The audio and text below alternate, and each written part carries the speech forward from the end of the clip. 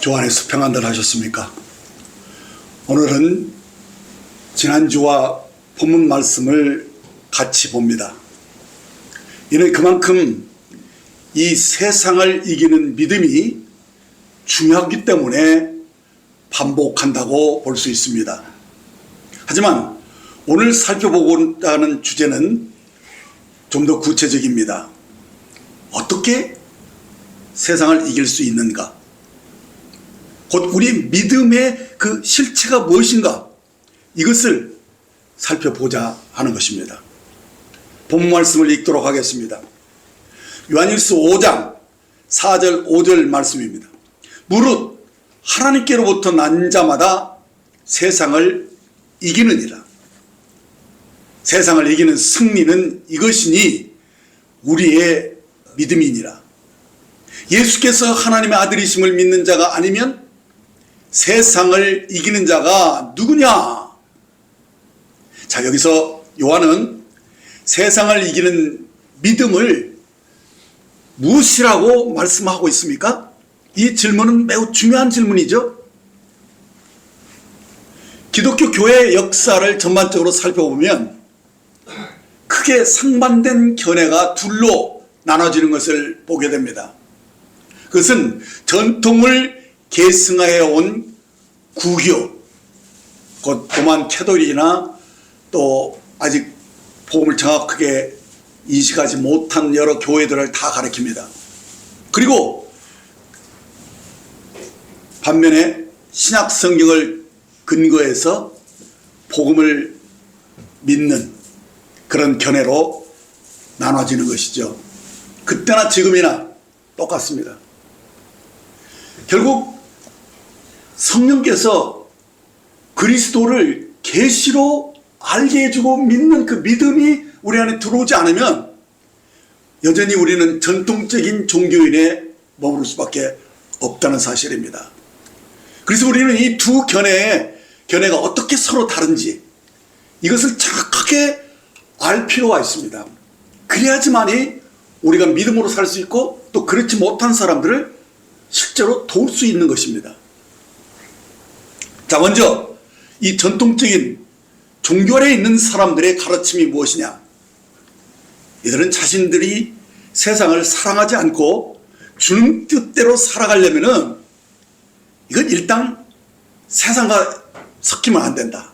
곧 세상을 멀리하고 그리고 철저하게 하나님의 계명과 규례를 지키려면 우리들이 의지적인 결단이 필요하다. 이렇게 여기는 것입니다. 생각은 갸륵합니다. 그러나 그것이 말씀과는 일치하지 않는다는 것입니다. 이렇게 자신들의 힘으로 하나님의 뜻을 이루려고 하는 그 의지는 선하게 보일 수 있어도 어떻게 자신의 힘으로 세상의 유혹을 거절할 수 있고 그것을 이길 수 있느냐? 그러니까 그들의 생각은 할 수만 있으면 세상과 부딪히지 않고 뒤로 물러서서 그리고 자신이 의도적으로 결심을 하는 것입니다. 내가 하나님 말씀대로 살아야 된다. 그래서 저들은 붙인 마음에 그 애씀이 있습니다. 참 그 애쓰고 그 노력하는 건 좀 가상합니다. 그러나 성경에서는 그것을 명하지 않았다는 사실입니다. 그래서 사람들이 의도적으로 자기를 멀리 이렇게 떠나서 세상을 떠나서 그러니까 뭐 숲속에 들어간다든가 수도원에 들어간다든가 그렇게 하면서 뭐 계율을 지키고 어떻게든 새벽부터 일어나서 기도와 명상을 하면서 주님을 본받아서 정말 제대로 살기 위해서 자기를 절제하고 엄격한 훈련 속에서 그러면서 아주 검소하고 근면하게 살면서 자기의 먹을 것을 스스로가 농사를 짓고 짐승을 키우면서 교회가 정한 절기를 따라서 금식하고 선한 일에 힘써야 한다라고 가르친 것입니다. 그래서 카톨릭 교회가 이 수도원 운동이 널리 발달되어 있고 또 우리나라에서도 이 전통을 쫓아서 말씀대로 살아가는 사람들도 천주교인 같지는 않지만은 그래도 굉장히 근신하게 철저하게 그렇게 살아보려고 노력하는 분들이 없지 않습니다. 그러나 이 가르침은 성경에 말하는 것이 아닙니다. 그리고 이 가르침은 실행하기도 매우 어렵다는 것입니다. 평범한 사람들은 감에 따라서 할 수 없는 큰 장벽이 있다는 거예요. 왜냐하면 세상의 모든 것을 다 버리고 오로지 선한 공덕을 쌓기 위해서 종교 생활에만 집중하려면, 거기에 매전하려면 성직자가 되지 않고는 불가능한 삶의 방식을 제시한다는 것입니다. 그래서 이 가톨릭 교회나 이 전통적인, 그러니까 이들은 구약의 제사장들이 따로 세워져서 하나님만을 섬기는 그런 성직자적인 개념, 그리고 그러지 못한 사람들은 평신도로 구분을 해서 이게 제도적으로 고착되어 있는 어떤 그런 종교의 계율을 저들은 중시 여기는 것입니다. 그런데 이것은요, 신학의 가르침이 아니라는 것입니다. 이 가르침은 이 전통적인 것이죠. 사람이 하나님을 섬기려면 그렇게 해야 된다. 이렇게 돼 보고 저렇게 돼 보면서 그래도 이것이 낫지 않느냐 하는 그런 인간적인 사람에게서 출발한 그런 개념이 있다는 거예요.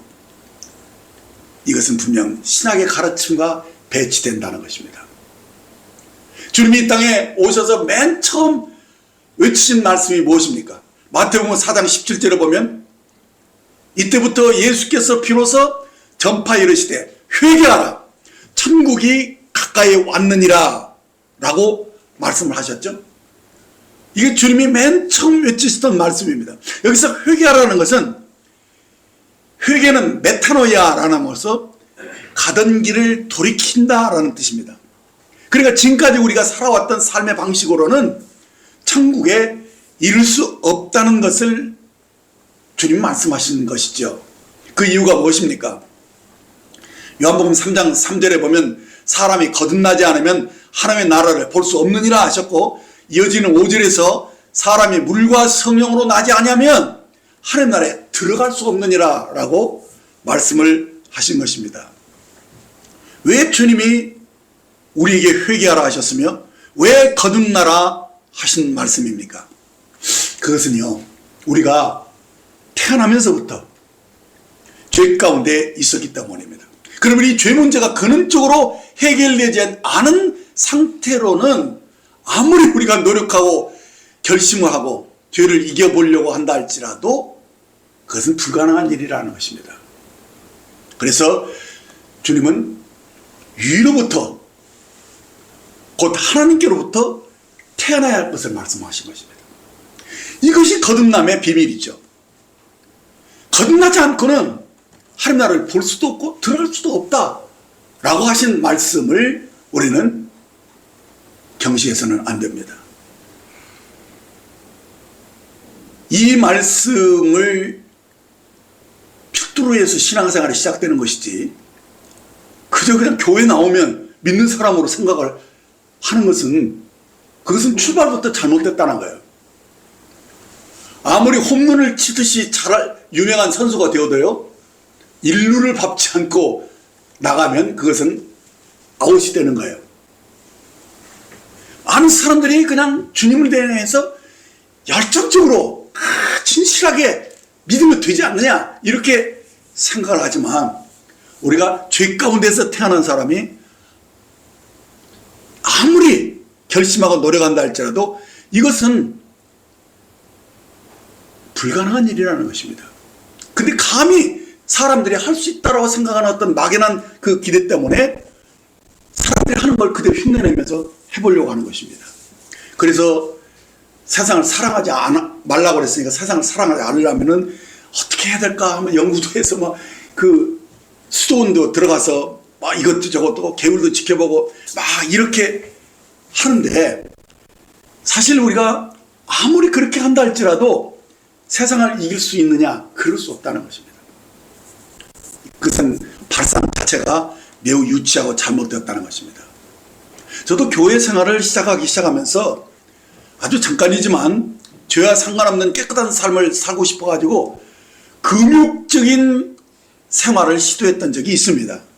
그래서 새벽기도부터 나갔고 금식도 자주 하고 기도원에도 자주 갔었어요. 근데 별로 나아진 게 없더라고요.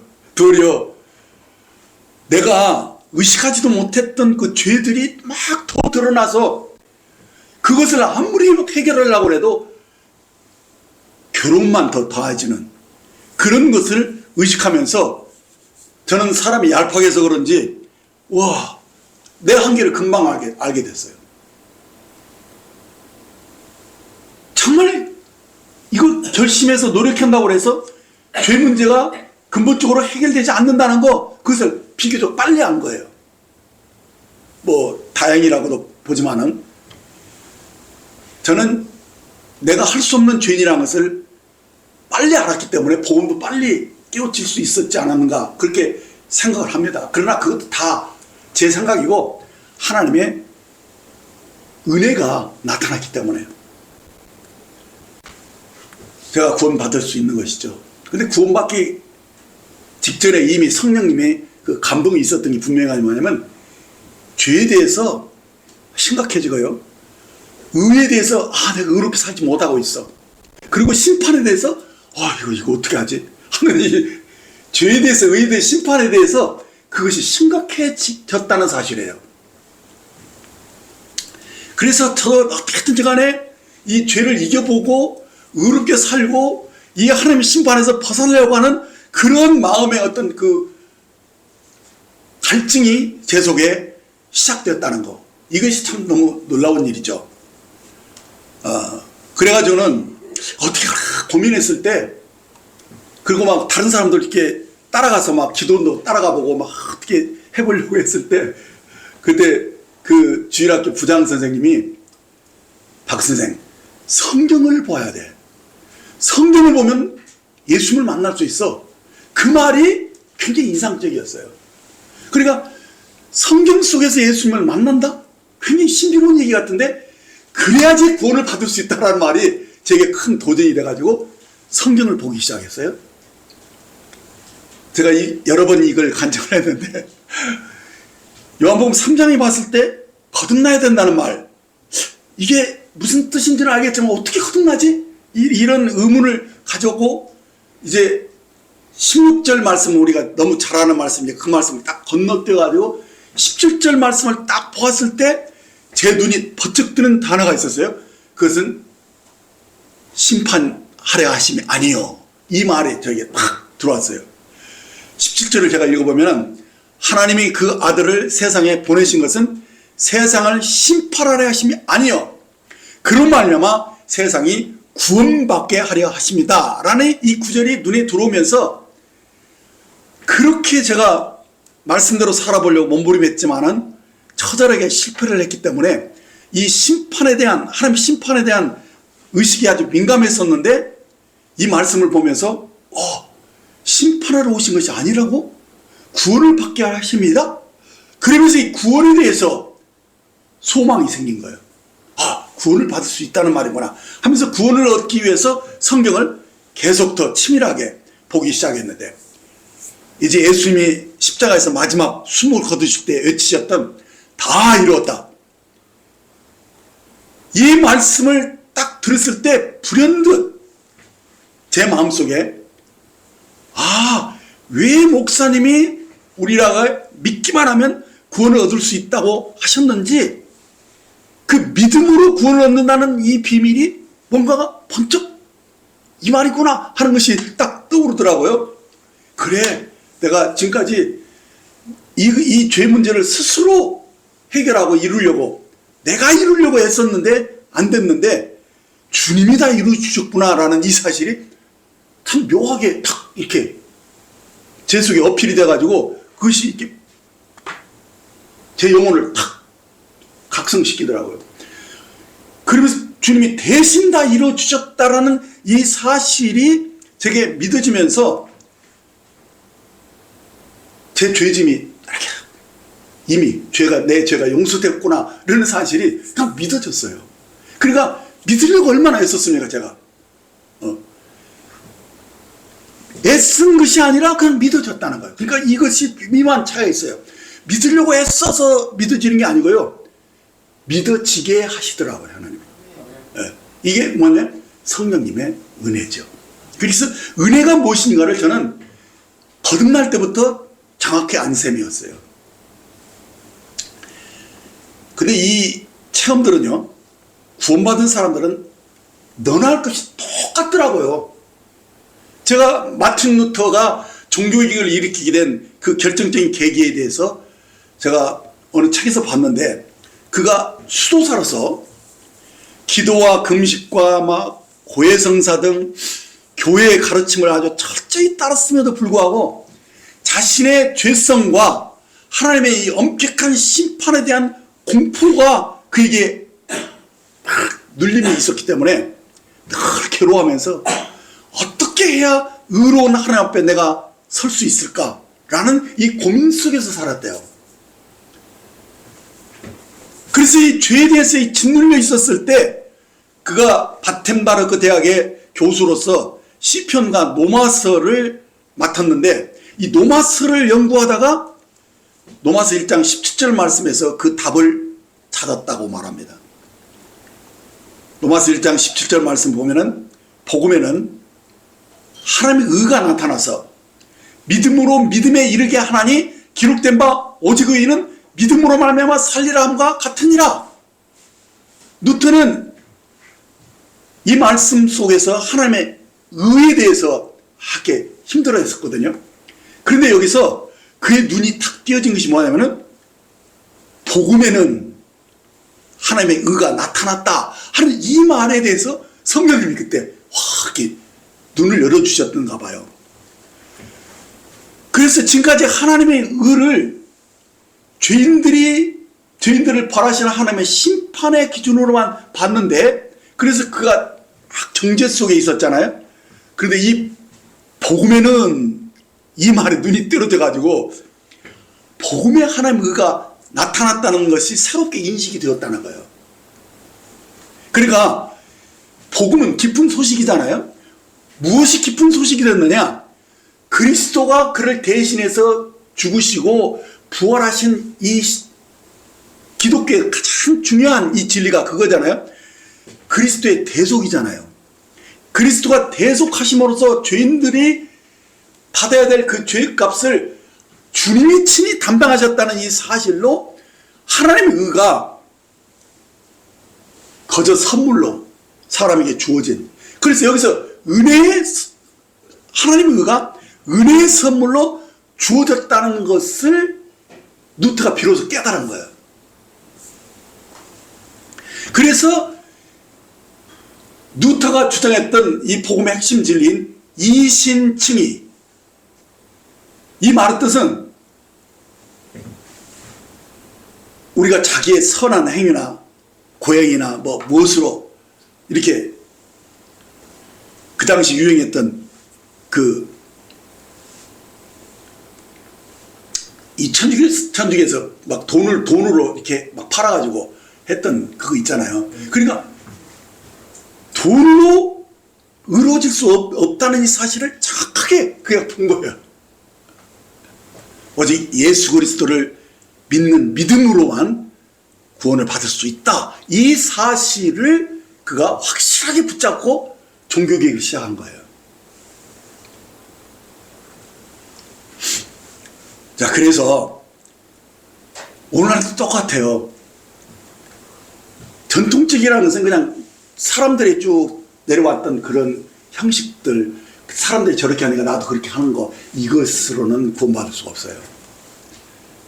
누구든지 성령을 통해서 깨닫고 정확하게 믿음의 근거를 가지고 이렇다라는 이 믿음의 확증 속에서 그 생각과 마인드가 바뀌어야지만이 구원받을 수 있다는 거예요. 이것을 우리들이 분명히 하셔야 돼요. 그래야지만이 우리들이 구원받을 수 있을 뿐 아니라 다른 사람들을 구원할 수 있도록 도울 수 있는 거예요. 이것을 정확하게 인식하지 못하면 계속 종교적인 것에 얽매여서 살 수밖에 없다는 것, 이것을 분명히 여러분들이 인식을 하셔야 되는 것이죠. 사람들은 자기가 죄인인지도 잘 모릅니다. 그래서 조금만 자기가 노력하면 선하게 될 줄 알아요. 사람들은 다 자기에게 긍정적인 것 같아요. 자기는 좀 괜찮은 사람이라고 생각하는 거예요. 다른 사람들은 몰라도 나는 좀 착하지 않을까, 이런 착각을 하는데, 그렇게 해서 자기 노력과 애씀이 조금만 있으면은 그냥 금방 하나님의 영광에 참여할 것 같은 착각을 하고 있는데, 그것을 깨우쳐줘야 돼요. 그래서 우리들이 그렇게 노력하고 또 뭐 산속에 들어가서 돌을 닦듯이, 그러면 뭐 불교나 기독교나 뭐가 달라요? 그렇죠? 그렇게 되면서 하는 애쓰는 그것이 신앙생활의 전부가 되어 있는 거예요, 그냥. 심지어는 복음을 그냥 지식적으로 인정을 하고 받아도 그 다음에 사는 것은 또 그렇게 똑같아서 똑같이 했어. 똑같이 노력하고 결심하고 내가 출발해가지고 내가 하려고 하는 거예요. 이것은 믿음이 아니에요. 그러니까 사람들은 믿음이 뭐냐면 열심히 믿음으로 착각을 하는 거예요. 그렇습니까? 열심히 믿는 것이 믿음입니까? 아니라고요. 많은 사람들이 여기에서 큰 혼선을 빚고 있는 거예요. 그러면 요한이 강조한 말씀은 무엇입니까? 우리가 어떻게 세상을 이기는 자가 되었느냐 하는 것입니다. 이 진리는 아주 단순합니다. 본문 말씀 4절 5절을 보십시오. 무릇 하나님께로 난 자마다 세상을 이기느니라. 세상을 이기는 승리는 이것이니 우리의 믿음이니라. 예수께서 하나님의 아들이심을 믿는 자가 아니면 세상을 이기는 자가 누구냐? 바로 이 말씀 속에 다 답이 있는 거예요. 요한이 계속 강조하고 있는 복음은 하나님께로 난 자마다 세상을 이긴다는 것입니다. 그래서 우리는 사도가 제시한 복음 외에 다른 인간적인 방법을 거절한다는 거예요. 따르지 않는다는 거예요. 그 따르고 나름대로 해보려고 하는 모든 것이 다 종교라는 거예요. 그래봤자 시간만 낭비하는 것이고 사람 자기만 괴롭게 하는 것이지 아무 유익이 없다는 걸 분명하게 말하는 거예요. 분명하게. 네.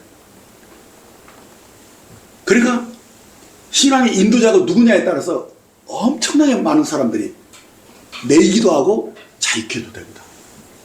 그렇게 된다는 사실을 여러분들은 아셔야 됩니다. 그래서 우리는 이 말씀이 말하고 있는 그 순서대로 그냥 이 말씀 그대로 액면 그대로 믿으면 돼요. 첫 번째 증거는 뭡니까? 하나님께로 난 자, 이 사람이 거듭난 사람이라는 것인데, 두 번째는 믿음이 무엇인지 그 실체를 봐야 된다는 거예요. 믿음에 대한 혼란이 많아요. 세 번째는 주 예수 그리스도와 우리의 관계가 얼마나 중요한 것인지를 인식하게 하는 것. 이 세 가지밖에 요한이 말씀하지 않았다는 거예요.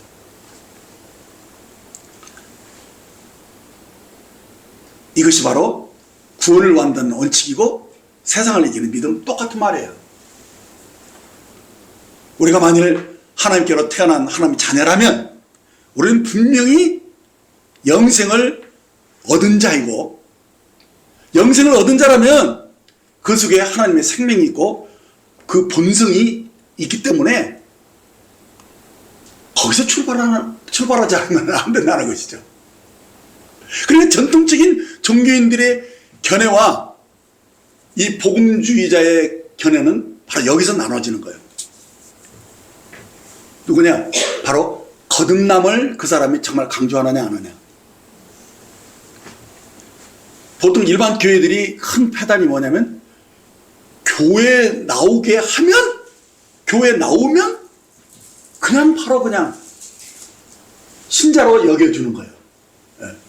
그리고 그 사람을 좀 더 낫게 하려면은 어떻게든 기도하게 하고 어떻게 하면서 성령 받게 하면 되지 않겠는가? 뭐 좋아요. 의도는 좋은데 그런 식으로 해서는 안 된다는 거예요. 그래서 오늘날 교회들이 그냥 믿지 않는 자들이 더 많이 들어와 있어요. 그냥. 그래서 말씀도 그들 중심으로 그들이 알아듣도록 말하게 되니까 인간적인 말들이 그렇게 많이 가미되는 거예요. 물론 쉽게 재밌게 해야죠. 제가 그런 것이 좀 부족하다는 건 더 인정하지만은 제가 그렇게 하지 않아도, 그렇게 쇼를 하지 않아도 거듭난 사람들은 다 알아듣기 때문에 그냥 저는 말씀을 그냥 전하는 것 뿐이에요. 예, 그거거든요. 이 차이 때문에 오늘날 교회들이 세속적이 되어 있는지 거룩해져 있는지. 사람이 많으면 뭐합니까? 그게 하나님 나라의 원리는 아니라는 사실을 아셔야 됩니다. 저는 그렇다고 해서 작은 교회를 선호하는 것은 아니에요. 믿는 사람들이 더 많아지는 것을 원하는 것이죠. 자, 그래서 정말 거듭나는 것이 무엇인가, 이것을 오늘 다시 한번 정확하게 짚고 싶은데, 분명히 주님은 거듭나지 않으면 하나님을 볼 수 없다고 그랬고 또 들어갈 수 없다고 말씀하셨죠. 그러면 이것은 뭐냐? 보지 못한다는 것은 관점을 얘기하는 것이거든요. 그러니까 하나님 나라에 대해서 보지 못한다는 거예요. 그게 왜 그러느냐? 눈이 감겼기 때문이죠. 그러면 눈을 떠지는 것이 뭐냐? 바로 주님이 바라보는 관점대로 우리가 같이 바라보는 일치된 그런 마인드가 되어야 하는 것을 말씀하는 것이죠.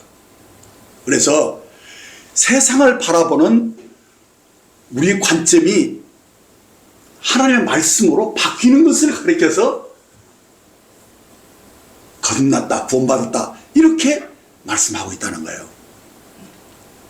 잠언 4장 23절을 보면 모든 지킬 만한 것 중에 더욱 내 마음을 지키라, 생명의 근원이 예수남이니라 했는데, 이 말의 의미는요, 삶의 모든 문제가 어디에서 나온다는 거예요? 마음에서 나온다는 거예요. 그러면 이 문제를 해결하려면 어떻게 되냐? 마음을 바꿔야 된다는 얘기죠.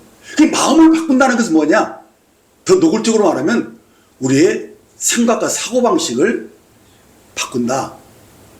물론 이것은 좀 세속적인 얘기인데, 더 정확히 말하면 우리의 영이 바뀌어야 된다는 얘기예요.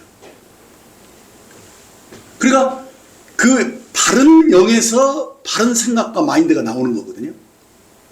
그러니까 우리의 영성, 이 스피릿이 하나님의 영으로 거듭나야 한다, 이런 의미의 말이거든요. 그러므로 우리가 세상을 살아가는 데서 가장 중요한 것은 우리가 어느 관점으로 어떤 사고방식으로 사느냐에 달려있다는 사실이에요. 그러므로 우리의 인생은 세상의 어떠함에 달려있지 않고 내가 누구인지를 아는 것에 달려있다는 사실이에요. 곧 사람들은 환경이 좋으면 다 좋아질 것 같아. 그래서 다 환경을 바꾸려고 하는 거예요. 환경을 바꾸고. 그래서 좀 행복하기 위해서는, 야, 제가 이렇게 바뀌면 좋겠다. 늘 그렇게 다른 사람 바뀌는 것을 원하는 거예요. 지가 바뀌면 되는 거거든. 그렇죠? 네. 그래서 중요한 것은 우리의 영성이라는 거예요. 영성. 그래서 내가 사람들이 다 똑같은 환경에서 똑같이 사는데 왜 어떤 사람은 불행하고 어떤 사람은 행복하느냐? 그 차이는요, 그 사람이 사는 환경 때문이 아니라 이 세상을 바라가는 그 사람의 마인드, 그 사람의 관점에 의해서 상태가 나눠진다는 사실을 아셔야 되는 것이죠. 자, 여기 이 그림을 보세요. 영국 시인이자 설교자인 프레드릭 랭브리지가 쓴 짧은 글입니다. 두 사람이 똑같은 창살 너머로 보았다. 한 사람은 진흙을 보았고 다른 한 사람은 별들을 보았다. 자, 이 짧은 구절이 무엇을 얘기하는 것 같아요? 사람들은 똑같은 상황에서도 그가 바라보는 것을 다르게 바라본다는 거예요. 그러니까 이 말은 인생의 행복은 그 아름다움을 바라보는 그 눈 속에 있다는 말이 되는 거예요. 따라서 우리에게 진정으로 중요한 것은 세상의 환경이 아니라 그것을 보는 우리의 관점이 달아야 한다는 것입니다. 그래서 우리 주님은 요한복음 8장 32절에서 진리를 알지니 진리가 너희를 자유롭게 하리라 라고 말씀하셨어요. 그리고 우리가 왜 죄의 종으로 해서 벗어나지 못하고 그렇게 고통하고 무거워하고 수고한 짐을 지고 사느냐? 그것은요, 진리를 몰라서 그렇다는 거예요.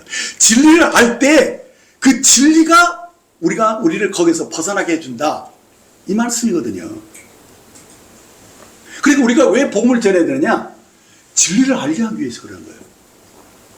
하나님의 말씀이 그가 믿어지게 되면, 그렇죠? 그러면 그 관점이 바뀌어지는 거예요. 네. 그래서 성령께서 우리의 눈을 열어서 이 진리를 알게 할 때, 아, 그렇구나 라면서 하나님의 은혜와 사랑을 알고 누리기 시작한다는 거예요. 그게 뭡니까? 우리의 눈꺼풀이 벗겨지는 것이죠. 알게 되는 거예요. 그래서 우리의 바라보는 관점이 달라졌다는 사실이에요. 여러분들 거듭났다고 세상이 바뀐 거 아니잖아요. 그런데도 관점이 바뀌니까 세상이 너무 아름답게 보이고 너무너무 그런 거예요. 그래서 사람들이 이게 신비죠. 정말 이게 기적이 아니고 무엇이겠어요. 그래서 거듭난다는 것은 다른 것으로 거듭나는 게 아니에요. 애씀으로? 아니에요. 베드로전서 1장 23절에 보면 너희가 거듭난 것은 썩어질 씨로 된 것이 아니요 하나님의 말씀으로 되었느니라. 어떻게? 살아있고 항상 있는 하나님의 말씀으로 되었다고 말씀하고 있는 거예요. 이 거듭남이 하나님의 말씀으로 된 거예요. 곧 하나님의 영으로 우리들이 바뀌어졌다는 얘기죠. 이것을 베드로후서 1장 4절에 보면 거듭난 자를 가리켜서 뭐라고 표현했냐? 신의 성품에 참여한 자다, 이렇게까지 말씀하셨음을 깨닫게 되는 것입니다. 그래서 하나님의 말씀이 우리 속에 들어와서 나를 바꿔버렸다는 거예요. 나를 하나님의 신의 성품에 참여하는 자로 그 중심을 바꿔버렸기 때문에 바꿔버려서, 그래서 우리의 관점이 달라진 거예요. 그것을 가리켜 성경은 뭐냐? 영생을 얻었다, 곧 영의 생명을 가졌다, 이렇게 말씀하는 거예요. 그렇기 때문에 영생을 가진 자의 특징이 뭡니까? 회개가 분명하다는 거예요. 관점이 완전히 바뀌었다는 얘기예요. 세상을 보는 것과 세상을 살아가는 방식이, 그 생각의 중심이 곧 영이 바뀌어버렸다는 거예요.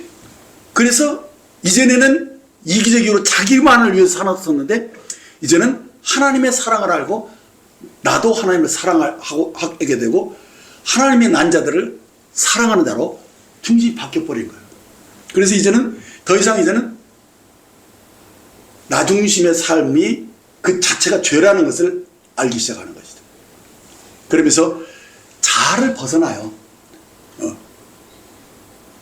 그냥 죄에서 자유케 됐다는 것은 곧 내 마음대로 사는 것이 죄잖아요. 거기에서 자유케 됐다는 의미거든요. 그러니까 얄팍하게 그냥 내가 어떤 잘못한 거 그거 하나 딱 하나님이 무슨 씻어주셔서 용서받은 것처럼 생각하는 그런 개념이 벗어야 돼요. 내가 그리스도와 함께 죽었다, 그리고 다시 살아서 하나님의 생명이 내 안에 왔다, 이 개념으로 정확하게 죄에서 자유케 되지 않으면 거듭난 게 아니에요. 거듭난 거 아니에요. 그래서 이 거듭남이 무엇인지를 정확하게 인식하도록 했던 것입니다. 이제 두 번째 원칙은 뭐냐면, 하나님의 자녀로 태어난 그리스도인들은 자신이 세상을 이기는 믿음을 가졌다는 사실을 인식하는 거예요. 뭐 또 똑같은 얘기, 비슷한 얘기 같지만은 이 말은 뭐냐면, 자기가 그 믿음을 가졌다라는 것을 인식할 때 어떤 일이 나오느냐? 실행하는 능력들이 따라오는 거예요. 믿음을 실제로 구사하지 않으면 실행이 안 되거든요. 그래서 이 믿음을, 내가 세상을 이기는 믿음을 가졌다라는 이 믿음의 실체가 있을 때 그 사람은 말과 행실이 달라져요. 실제로 사랑하게 되는 행위가 따라오는 거예요. 선한 삶이, 의로운 삶이 따라오는 거예요. 그런데 보세요. 우리가 이전에는 어땠어요? 이전에는 아무리 수도 안 됐잖아요. 왜? 내가 본질상 진노의 자식이었으니까. 중심이 안 바뀌어서 내가 내 마음대로 살려가는 그것이 죽지 않았기 때문에 그것을 아무리 죽이려고 해도 죽지는 않아요. 그것은 해결이 안 돼요. 아무리 계율을 지키려고 해도 그것을 해결할 수 없었어요. 그래서 아까 말했지만 그것이 해결되려면 거듭나야 된다는 걸 얘기하잖아요. 그런데 거듭났어도 믿음을 구사하기 위해서는 뭐냐? 내가 세상을 이기는 믿음을 가진 자다라는 인식이 분명해져야 돼요. 그래서 나는 이전에는 죄의 건세 아래 갇혀 있었지만 지금은 나는 죄에서 자유케 되었다. 그래서 이제 죄의 세력이 나를 주장하지 못한다 라는 이 믿음을 여러분들이 분명하게 알고 구사해야 된다는 거예요. 그러기 위해서 주님이 우리를 초월적인 힘으로 하나님의 은혜로 하나님의 넘치는 의의 선물을 우리에게 주어서 우리를 건져냈기 때문에 이 구속의 진리를 정확하게 알고 내 안에 성령이 오셨다는 사실을 정확하게 인식한 사람들만이 어떻게 되느냐? 바로 믿음을 구사하기 시작하는 거예요. 그래서 자기가 이제 더 이상 죄의 종이 아니다. 나는 이제는 의의 종이고 사랑하는 사랑할 수 있는 그런 생명과 능력을 가졌다. 이 믿음을 분명히 갖게 되는 것이죠. 그래서 자신이 완전히 이렇게 옮겨진 모든 세계가 바뀌어버린 이 사실을 인식하고 사는 게 필요한 거예요.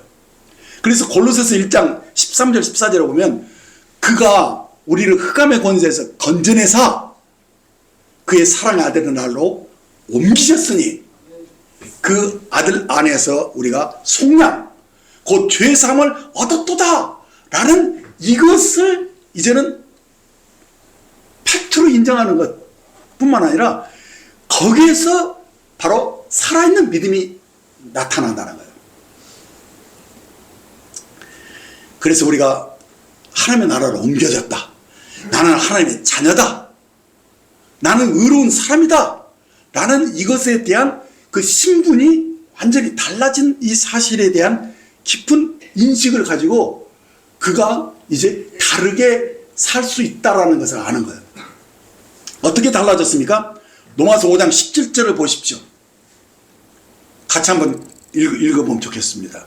한 사람의 범죄로 말미암아 사망이 그 한 사람으로 통하여 왕노로 타였은즉, 자 여기까지가 과거의 우리의 모습이잖아요. 이제 어떻게 달라집니까? 더욱 은혜와 의의 선물을 넘치게 받는 자들은 한 번 예수 그리스도를 통하여 생명 안에서 왕노로 타리로다. 이거예요. 이거. 이전과 지금이 달라졌다는 거예요. 이전에는 죄가 우리를 주장하면서 죄가 왕노로 됐어요. 그래서 할 수 없는 죄인이었어요. 죄 안 지려고 아무리 돌이켜도 소용없었어요. 그런데 이제 거듭나면서 어떻게 일어나느냐? 생명 안에서 의와 의의 선물이 넘치게 주어졌다는 사실이에요. 예. 이것이 우리를 정말 웃게 하는 것이죠. 와, 그렇구나. 그래서 뭐라고 확신할 수 있느냐? 나는 생명 안에서 왕노로 탈 수 있는 자다. 라는 이 정체성이 분명해지는 거예요. 그래서 이 믿음이라는 것은요, 내가 생명 안에서 왕노로 할 수 있는 자라는 것을 믿는 믿음이 곧 우리의 정체성이 되어야 되는 것이죠. 자, 이제 세 번째 단계로 나아갑니다. 예수께서 하나님의 아들심을 믿는 자가 아니면 세상을 이기는 자가 누구냐라고 묻고 있는데, 이 질문에 주 예수님 외에는 다른 대안이 없다라는 말씀이 포함되어 있지만, 무엇보다도 하나님의 아들과의 관계를 우리에게 떠오르게 하는 것입니다. 하나님 아들 아니면 안 돼라는 그것이 있기 때문에 계속 우리가 어떻게 되냐? 하나님 아들 안에 있고 하나님 내 안에 계신다는 이 믿음이 연속성이 있다는 거예요. 그래서 복음 안에서 내가 어떤 자에 있는가는 아까 두 번째 정체성을 얘기했는데 그것이 계속 유지되기 위해서 주님과의 관계가 계속 되어지잖아요. 그러면서 우리들이 자라나고 열매를 맺고 이렇게 하는 이 생명의 영역이 넓어지는, 그래서 생명 안에서 우리 왕노릇하는 것이 넓어지는 이 개념을 우리들이 여기서 깨닫게 되는 것이죠. 그래서 이 승리는 오직 그리스도 안에서 이루어진다. 근데 그 믿음의 개념을 우리들이 더 확실히 하기 위해서는요, 믿음은 아까도 말했지만은 믿음은 내 결심이나 내 노력이 아니에요. 상대방이 말한 것을 신뢰하는 것이거든요. 그러니까 예수님이 누구인지를 알고 그 말을 신뢰하면서 결국은 관계가 돈독해지는 것이 믿음인 거예요. 예. 그래, 믿음에 대한 개념을 우리들이 자기 중심으로 갖지 마세요. 믿음은 자기에서 나오는 게 아니에요. 주를 믿는다는 것은 주님이 어떤 분인지를 알고 그 관계 속에 내가 거할 때 주어지는 것이기 때문에 이것은 우리들이 애쓴과 상관이 없는 거예요. 그래서 골로새서 2장 전체에 걸쳐서 사도 바울이 강조하는 거냐면 인간의 애씀이나 선한 행위나 고행이나 뭐 어쩌고 일하는 이 모든 것들이 다 필요 없다. 다 필요 없다. 오히려 그런 것들을 합리하고 주님과의 관계가 더 안 좋아져. 주님에 대해서 관계가 멀어져. 지 혼자 막 애쓰니라고. 정말 이 종교라는 이렇게 가혹한 거예요. 그래서 허탄한데 시간을 다 뺏겨버리는 거예요. 종교는 우리를 속이는 거거든요. 자, 그래서 골로새서 2장 8절로 10절 말씀을 보십시오. 누가 철학과 헛된 속임수로 너희를 사로잡을까 주의하라. 이것은 사람의 전통과 세상의 초등학문을 따름이요 그리스도를 따름이 아니니라. 그 안에는 신성의 모든 충만이 육체로 가시고 너희도 그 안에서 충만하여졌으니 그는 모든 통치자와 권세의 머리시다. 이렇게 말씀해 주고 있습니다. 그렇습니다. 그리스도가 아닌 것, 그 어떤 전통적인 가르침이나 사상들, 이것들은요 우리를 죄에서 조금도 이롭게 하지 못하면 그럴듯해요. 경건하게 사는 모습이 그렇잖아요. 그 종교인들은요 외적으로는 그럴듯 경건해요. 그래서 저 사람은 죄와 상관없이 사는 것처럼 보이려고 애쓰잖아요. 그죠? 그렇기 때문에, 그런데 그런 지혜로운 모양이라도 육체를 따르는 것을 그만하더라도 조금 더 유익이 없다는 거예요. 얼마나 단호합니까? 우리가 이 신앙이라는 것은 이렇게 단호함이 있어야 돼요. 그래서 절대로 우리는 다른 사람을 따르지 않아요. 그리고 어떤 믿음을 가져야 되느냐? 그리스도 안에가 우리 있다. 그리스도 안에 있다. 이 말의 의미는요, 나도 그리스도 안에서 충만해졌다. 나도 주님 안에, 주님이 그 안에 신성을 가진 것처럼 나도 신성을 가졌다. 이것이거든요. 그 믿음을 우리는 소중히 여겨야 된다는 거예요. 그래서 요한도 담대하게 이렇게 말했어요. 예수께서 하나님의 아들이심을 믿는 자가 아니면 세상을 이기는 자가 누구냐? 뭘 강조하는 거예요? 나도 예수님처럼 세상을 이기고 있다는 것을 강조하는 거예요, 지금. 그 하나님 아들을 믿는 믿음. 그래서 오늘은 이제 가장 중요한 결론적으로 이거예요. 이 믿음의 실체가 뭐냐? 예수께서 하나님의 아들이심을 믿는 것을 강조하는 것이잖아요. 그러면 예수께서 하나님의 아들이심을 믿는 것의 정작 그 실체가 뭐냐 이거예요. 그 믿음은 우리가 그리스도 안에서 그리스도가 이미 성취해 놓으신 사역의 결과를 우리가 다 충만하게 갖고 있다. 그래서 이미 그리스도 안에서 우리는 온전하다. 그게 믿음이에요. 그래서 우리는 세상을 이기는 자다. 그래서 우리들이 이기는 자의 신분이 확보되었다는 사실을 확신하는 거예요. 이건 결심이 아니에요. 결심하고 애쓰는 거 그럴듯하게 막 해보려고 진짜 해보려고 그런 게 아니라는 거예요. 그분이 누구인지를 정확하게 알고 그분이 하신 일을 정확하게 바라보면서 완전하다, 퍼펙이다, 할렐루야, 그 영광을 보는 거예요. 그 영광을 보면서 내가 그 온전함이 자남을 나로 가졌다. 그게 뭡니까? 믿음이라는 거예요. 그게 믿음의 실체예요. 그래서 이렇게 놀라운 고백을 해요. 에베소서 2장 5절 7절에 보면 허물로 죽은 우리를 그리스도와 함께 살리셨고 가로 열고 너희는 은혜로 구원을 받은 것이라 가로 닫고 또 함께 일으키사 그리스도 예수 안에서 함께 하늘에 앉히시니 이는 그리스도 예수 안에서 우리에게 자비하심으로써 그 은혜의 지극히 풍성함을 오는 이런 세대에 나타내려 하심이다 라고 말씀하셨어요. 그러니까 그리스도가 하신 일을 전체적으로 대입한 거예요. 함께 죽고 함께 일으키셔가지고 함께 하늘에 앉혔다. 완전하다는 거예요. 그래서 그리스도가 하늘에 앉은 이유가 뭡니까? 천사라도 통치하잖아요. 그리스도의 하늘에 앉았다는 것은 그분이 바로 통치한다는 뜻이잖아요. 그래서 우리가 그리스도와 함께 연합이 되어서 이제는 심지어는 그리스도와 함께 천사도 판단할 수 있는 권세를 가졌다.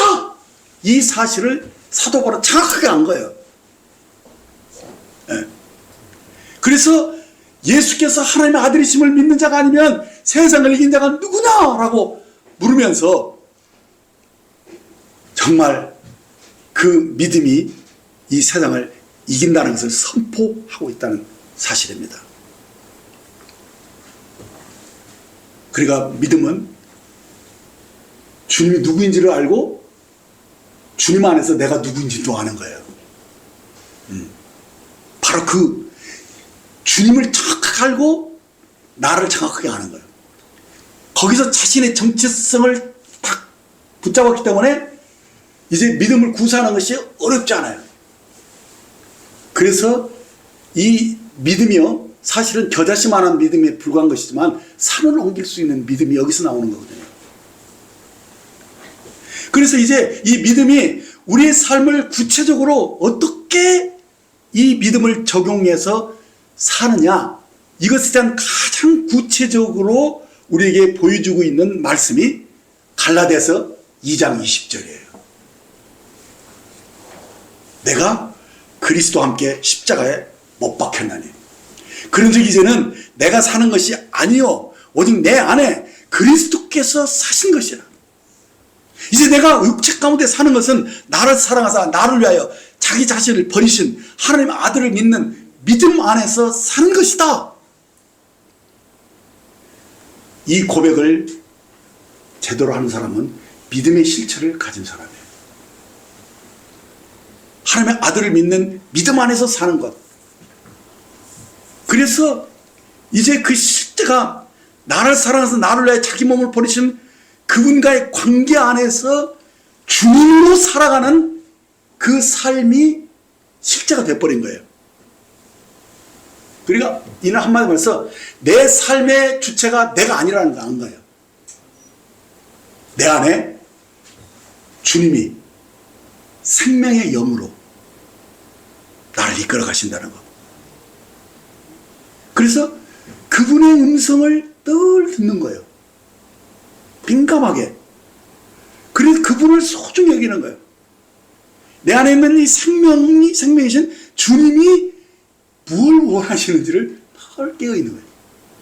그래서 내가 아니야. 내 삶의 주체는 내가 아니고 내 안에 있는 살아계신 주님이야. 이것이 믿음의 실체라는 거예요. 이것을 잘 계속 간직하라는 거예요. 그럴 때 주님 영광에 들어가는 거예요. 그러므로 우리가 만일 주님과 바른 관계 속에 있지 않다면 우리는 아무것도 하지 못한다라는 원칙이 딱 나오는 거예요. 아무리 내가 노력하고 결심을 해도 내가 주님 안에 있고 주님이 내 안에 계시지 않으면 나는 이기지 못한다, 세상을. 그러나 내가 주님과 올바른 관계 속에 있다면, 내가 주님 안에 있고 주님이 내 안에 계신다면 주님이 이루어놓으신 모든 신령한 축복이 다 내 것이다. 이게 믿음의 실체예요. 그래서 우리는 주님으로부터 모든 것을 얻었다. 이게 거듭난 자의 특권인 것이죠. 영생을 가진 자는 생명 안에 있는 모든 신령한 복이 내게 있다. 이게 믿음이죠. 그래서 가지가 포도나무에 붙어 있으면 절로 과실을 맺는 것처럼 하나님께로 난 자는 생명과 함께 모든 은혜가 다 주어졌다는 거예요. 그래서 모든 의의 선물이 넘치게 우리에게 주어졌다는 사실이 딱 이걸 붙잡기 때문에 어떻게 되느냐? 함께 난 자는 세상을 이긴다. 이렇게 말씀해요. 누가 세상을 이기는 자겠느냐? 하나님께로 난 자가 아니냐? 이것을 그렇게 단순한 말이지만 얼마나 힘있게 우리에게 말씀하고 있는지 몰라요. 그래서 의인은 믿음으로 사는데 세상을 이기는 것이 당연하게 여기는 거예요. 당연하게. 거기에 대해서 막 쫄거나 막 숨거나 막 이기려고 막 이러지 않는다는 거예요. 그래서 이 거듭난 사람들은요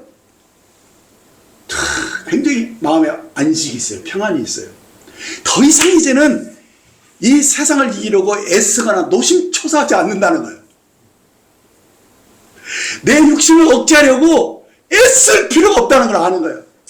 그래서 뭐 직장이나 직업을 버릴 필요도 없고 세상을 벗어나려고 산속 깊은 곳에 들어갈 이유도 없고 기계적으로 무슨 뭐 법 규칙을 뭐 정하고 내가 마치 일어나서 몇 시 일어날 거야 막 결심하고 막 이것을 하려고 애쓰고 그러지 않는다는 거예요. 그냥 뭐냐? 생명으로 살기 때문에 여러분 숨 쉬는 게 힘들어요? 그러면 문제 있죠. 그렇죠? 숨 쉬는 것이 쉽고 활동하는 것이 살아있는 사람이 활동하는 것이 너무 자연스럽기 때문에 배고플 때 밥 먹고 자고 싶을 때 자고 그렇죠? 쉬고 싶을 때 쉬는 것이 생명이 아닙니까? 신앙생활에 그렇게 해야 된다는 거예요. 어디에 매가지고 누구 눈치 볼 필요 없어. 내가 어저께 새벽 3시까지 기도하다가 잠을 못 잤기 때문에 늦잠 잘 수 있잖아요. 그렇죠? 늦잠 잤다고 누가 뭐라 그래? 그렇지 않잖아요. 물론 직장 다니는 사람 그렇게 하면 안 되죠. 내 하는 얘기는 뭐냐면은 정말 자유롭다는 거예요. 그리고 풍성하다는 거예요. 이 생명을 흐름을 쫓아서 생명이 요구하는 대로 살기 때문에 막 우리들이 막 각성하고 막 결심하고 이러지 않아도요. 내가 생명 안에 있다는 사실을 인식을 하면 주님이 어떤 분인가를 자꾸 알아가면 알아갈수록 우리의 삶은 더 격조 높아지는 거예요. 더 자유로워지는 거예요. 더 온전케 되는 거예요. 그래서 우리들의 삶은 무엇으로 시작하느냐? 찬양으로 시작하는 거예요. 감사로 시작하는 거예요. 여러분들 아침에 잠자리에서 딱 일어날 때 뭐부터 생각합니까? 이제부터 이렇게 하세요. 할렐루야! 이렇게 시작하세요. 할렐루야. 그게 당연한 거예요. 그러면서 오늘 또 하나님이 나와 함께 하신다.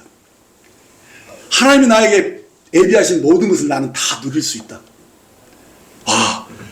나는 이제는 그 어디에 있었어도 쫄 필요도 없고 뒤로 물러날 필요도 없고 뭐 타협할 필요도 없다. 나는 이미 이긴 자다. 그렇기 때문에 어떻게 되느냐? 그래, 나는 생명 안에서 넘치는 은혜를 받았기 때문에 나는 생명 안에서 왕노릇하는 자다. 이 의식이, 이 정체성이 우리 세상을 이기게 하는 것이죠. 그래서 하나님의 자녀로서 하나님의 기업을 누리고 함께 주님과 공동 상속자가 되어 있는 이 놀라운 사실들을 알기 때문에 이 사람은 뭐 세상에서 무엇을 얻으려고 껄떡거리거나 눈치 보지 않습니다. 있는 것으로 족해요. 그래서 참으로 그냥 주님이 나를 다 아시고 내가 필요하면 그때그때마다 더 필요한 대로 다 주시잖아요. 그렇죠? 그렇기 때문에 그냥 뭐라고 고백할 수 있느냐? 여호와는 나의 목자시니 내게 부족함이 없으리로다. 네? 이렇게 큰 안식 속에서 그러면서도 게으르지 않아요. 때를 따라서 주님이 원하시는 대로 무엇이든지 할 수 있다라는, 그래서 능력주의자에서 나가 모든 것을 할 수 있다 라는 이 확신 속에서 사는 것이 그리스도인들이에요. 그래서 세상을 이기는 믿음은 이것이다 라는 사실을 여러분들이 완전히 붙잡고 사시기 바랍니다. 기도하겠습니다.